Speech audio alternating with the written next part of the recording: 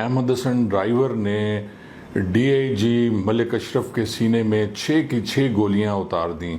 اسے اتنا شدید غصہ تھا کہ اس نے اپنا سارا چیمبر ہی خالی کر دیا ڈی اے جی کے سینے پہ، اور ڈی اے جی پچھلی سیٹ سے بالکل ہل نہ سکے اور موقع پہ جاں بحق ہو گئے۔ اس کے بعد احمد حسن نے اسلم کو دھمکی دی کہ اگر اس نے اس کی مدد نہ کی تو اسے جان سے مار دے گا۔ احمد حسن نے پھر اسلم کو کاٹن فیکٹری کے پاس اتار دیا اور کہا کہ تم نے ٹیلی فون کرنا ہے اب رینج آفس اور وہاں بتانا ہے کہ ڈی اے جی صاحب کا پروگرام چینج ہو گیا اور وہ واپس بہاولپور آ رہے ہیں۔ احمد حسن نے اب پلان بنایا تھا کہ وہ ڈی اے جی کو تو قتل کر چکا ہے، اب اس کے ساتھ وہ S S P range crime Shah Hussain اور چودھری منیر پی اے کو بھی قتل کرنا چاہتا تھا۔ اس نے وائرلیس پہ اطلاع دی کہ یہ چاروں لوگ جو ہیں فوری طور پہ ڈی اے جی آفس پہنچے، ڈی اے جی صاحب ان کے ساتھ میٹنگ کرنا چاہتے ہیں۔ اب جیسے ہی بہاولپور کے نزدیک پہنچا تو اس نے دوبارہ کنفرم کیا وائرلیس پہ احمد حسن نے کہ کیا افسران اپنے آفس میں پہنچ چکے ہیں، لیکن اسے کوئی واپسی جواب نہ ملا کیونکہ وائرلیس کنٹرول ان سے پوچھ رہا تھا افسران سے کہ افسران ڈی اے جی آفس پہنچے ہیں یا نہیں پہنچے ہیں۔ اب احمد حسن ڈی اے جی کی لاش کو لے کے جو ایک ڈگی میں بند تھی ڈی اے جی آفس کے پاس پہنچ چکا تھا، کیونکہ کار کے شیشے کالے تھے، اور جیسے ہی گیٹ پہ گاڑی ڈی اے جی کے انٹر ہوئی تو گیٹ پہ کھڑے ہوئے سنتری نے ڈی اے جی صاحب کی گاڑی کو سلوٹ کیا، کیونکہ ڈی اے جی صاحب کی گاڑی میں پہلے بتا چکا تو اس کے شیشے کالے تھے تو وہ یہ نہ دیکھ سکے کہ ڈی اے جی صاحب پچھلی سیٹ پہ بیٹھے ہیں یا نہیں بیٹھے ہوئے۔ اب جیسے ہی گاڑی پورچ میں آ کے رکی، عبد الرحمان بھٹی صاحب فوری طور پہ جو اے ڈی آئی جی تھے باہر نکلے اور آ کے ڈی اے جی صاحب کا گیٹ کھولنے کے لیے نیچے پہنچے، لیکن احمد حسن اتنی دیر میں ڈی اے جی صاحب کی کلاشن کوف اٹھا چکا تھا اور اس نے سیدھا برسٹ مارا عبد الرحمان بھٹی صاحب کو، جہاں وہ موقع پہ ہی زخمی ہو کے گر پڑے اور جہاں بھاگ ہو گئے۔ اس کے بعد احمد حسن فوری طور پہ ڈی اے جی صاحب کے کمرے میں گیا، لیکن اندر نہ احمد مبارک تھے اور نہ ہی شاہ حسین۔ احمد مبارک ہاسپٹل میں تھے، وہ بیمار تھے، اور شاہ حسین خوش قسمتی سے تھوڑی دیر لیٹ ہو گئے تھے۔ یہ فوری طور پہ ڈی اے جی کے کمرے سے باہر نکلا اور ساتھ جو پی اے کا کمرہ ہے وہاں گیا۔ چودھری منیر وہاں موجود تھے لیکن وہ میز کے نیچے چھپ گئے، اور باقی جو لوگ بیٹھے تھے وہاں انہوں نے ہاتھ باندھ دیے کہ ہمیں کچھ نہ کہا جائے۔ احمد حسن غصے سے باہر نکلا اور آ کے ڈی اے جی والی کار میں بیٹھا، اور اسی طرح ڈی اے جی کی کار اس نے باہر نکالی۔ حالانکہ گیٹ پہ گن مین ہوتے ہیں، گیٹ پہ باقاعدہ ملازم ہوتے ہیں، لیکن کسی کی جرت نہ ہوئی کہ وہ احمد حسن کو روک سکیں۔ احمد حسن جو ہی گیٹ سے باہر نکلا تو اس نے ایک وائرلیس میسج کیا۔ اس نے گالی دیتے ہوئے کہا کہ آج میں نے کتے مار دیے ہیں اور آج کے بعد افسر جو ہے پولیس ملازم کو گالی نہیں دے گا، اور اس نے وائرلیس سیٹ بند کر دیا۔ اور پھر جو اس نے دوبارہ کال کی وہ یہ تھی کہ میں تھانہ کینٹ جا رہا ہوں اور جس نے مجھے روکنا ہے روک لے۔ ڈی اے جی کی لاش ڈگی میں ہے اور وہ تھانہ کینٹ کی طرف روانہ ہو گیا، اور وہاں جا کے اس نے تھانہ کینٹ میں اپنی گاڑی کھڑی کر دی۔ اچھا، یہ جو ساری کنورسیشن چل رہی تھی وائرلیس پہ، پورا جو ڈویژن پریشان تھا اس میسیجز کو لے کے، کیونکہ ڈی اے جی پوری رینج کا بادشاہ ہوتا ہے اور اسے قتل کر دے اس کا گن مین، تو سب لوگ سکتے میں تھے،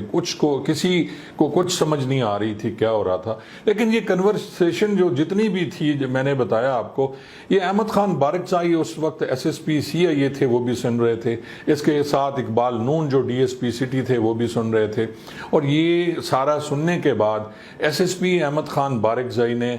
قائل کیا احمد حسن کو کہ وہ اس نے جو کرنا ہے کر دیا، اس کی مدد کی جائے گی اور وہ اب کوئی اور مزید حرکت نہ کرے، کسی اور پولیس افسر کو نقصان نہ پہنچائے، اور وہ تھانہ کینٹ آ جائے۔ وہ بھی تھانہ کینٹ پہنچ جائیں گے اور وہاں جا کے اس سے بات چیت ہو سکتی ہے۔ یہ سارا کچھ سننے کے بعد احمد حسن ذہنی طور پہ تیار ہو گیا اور وہ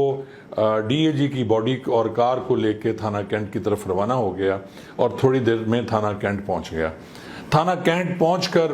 احمد حسن کو بٹھایا گیا بڑے طریقے سے، اور اتنی دیر میں اقبال نون صاحب D S P city, S S P Ahmed Khan Barakzai, اور یہ بھی سارے تھانہ کینٹ پہنچ چکے تھے۔ اس سے بڑی تسلی سے بات کی گئی، اس سے اس کا ہتھیار جو کلاشن ہے وہ ہینڈ اوور کی گئی تاکہ کسی اور کو نقصان نہ پہنچائے، اور اسے علیحدہ ایک کمرے میں بٹھا دیا گیا۔ اب ڈی اے جی کی لاش جو ڈگی میں تھی اس کو باہر نکالا گیا، اور باقی کارروائی کی گئی اور ان کو باڈی جیسے ہوتا ہے کہ جی پوسٹ مارٹم کے لیے بھجوائی گئی، جو قانونی کارروائی ہے وہ کی گئی، اور یہ جو مقدمات درج ہوئے وہ اس طرح ہوئے کہ جو ڈی اے جی کے قتل والا مقدمہ ہے وہ تھانہ چنی گوٹ میں درج ہوا، اور جو عبد الرحمن بھٹی صاحب کا مقدمہ ہے وہ تھانہ سول لائنز بہاولپور میں درج ہوا، کیونکہ یہ جو ایریا تھا ڈی اے جی آفس یہ تھانہ سول لائنز بہاولپور میں ہے، اور ساری کارروائی کی گئی۔ یہ مقدمے کا مدعی جو ہے وہ ڈی اے جی صاحب کے بیٹے کو بنایا گیا تھا جو چنی گوٹ میں درج ہوا تھا، اور جو یہاں کا مقدمہ تھا اس میں احمد خان بارکزائی خود مدعی بنے تھے، اور یہ پہلا مقدمہ تھا جو وائرلیس سیٹ پہ کی بیس پہ بنایا گیا کہ وائرلیس سیٹ پہ ڈی اے جی صاحب نے سنا، اور اس کے ساتھ انہوں نے کمشنر بہاولپور کو گواہ بنایا، اقبال خان نون کو گواہ بنایا گیا تھا، یہ سارے افسران تھے، اور یہ مقدمہ درج کرنے کے بعد تفتیش شروع ہوئی۔ اس میں بڑی امپورٹنٹ بات یہ ہے کہ بہت سے لوگوں کو شک تھا کہ ڈی اے جی کو مروانے میں بہاولپور کے کچھ پولیس افسران کا بھی ہاتھ ہو سکتا ہے، کیونکہ جب ڈی اے جی صاحب رحیم یار خان جا رہے تھے تو وہ کچھ ایسے پولیس افسران تھے جن کی فائلیں تھیں ان کے پاس، کرپشن کے ان پہ چارجز تھے، اور وہ فائنل کر چکے تھے ان چارجز کے بعد کہ وہ جا کے ان پولیس افسران کو نوکری سے برخاست کر دیں گے، تو ان پہ بھی شک کیا گیا۔ ایلیٹ کے جو گاڑی تھی ان کو، اور اسی دوران اسلم بھی واپس آ گیا، اسلم کو بھی گرفتار کر لیا گیا، لیکن ایلیٹ کے جوانوں پہ کوئی جرم ثابت نہیں ہوا۔ اس مقدمے کا ٹرائل ہوا، اور ٹرائل کے بعد احمد حسن کو سزائے موت سنا دی گئی، اور اس کے ساتھ جو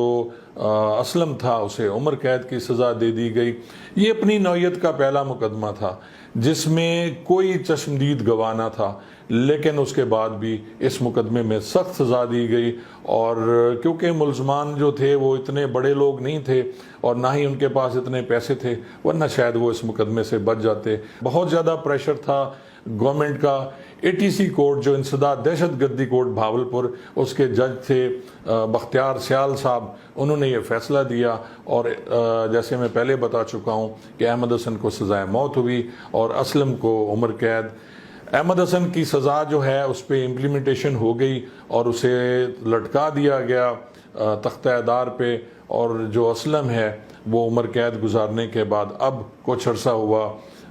واپس آ گیا ہے، اور اب کہیں کسی پراپرٹی ڈیلر کے پاس جاب کر رہا ہے۔ یہ کہانی جو میں نے آپ کو سنائی ملک اشرف کے قتل کی، اس کے سننے کے بعد آپ کو اس بات کا تو اندازہ ہوا ہوگا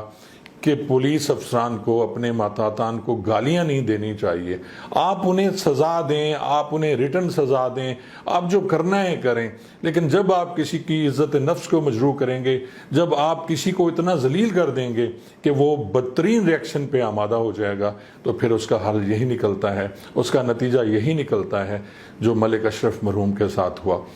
بہت عرصے تک بہاولپور رینج میں پولیس افسران نے گالیاں دینی بند کر دیں، بلکہ پنجاب میں بھی افسران نے ملازمین کو گالیاں دینی بند کر دیں، لیکن اب لگتا ہے کہ دوبارہ